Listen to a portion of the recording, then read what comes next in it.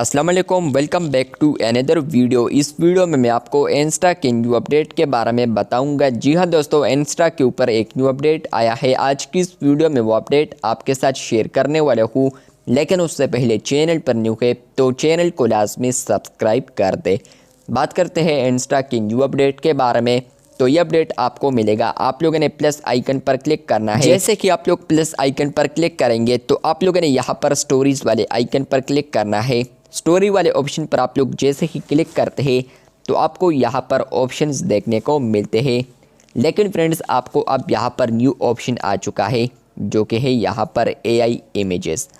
मतलब यह है कि फ्रेंड्स, आप लोग यहाँ पर आप स्टोरी में यहाँ पर AI इमेजेस को भी क्रिएट कर सकते हैं। अगर आप लोग AI इमेजेस पर क्लिक करेंगे तो आपको यहाँ पर बहुत सारे इमेजेस देखने को मिलते हैं, जिसमें यहाँ पर BD कार्ड भी यहाँ पर शामिल है। तो यही से आप लोग ये भी जनरेट कर सकते हैं।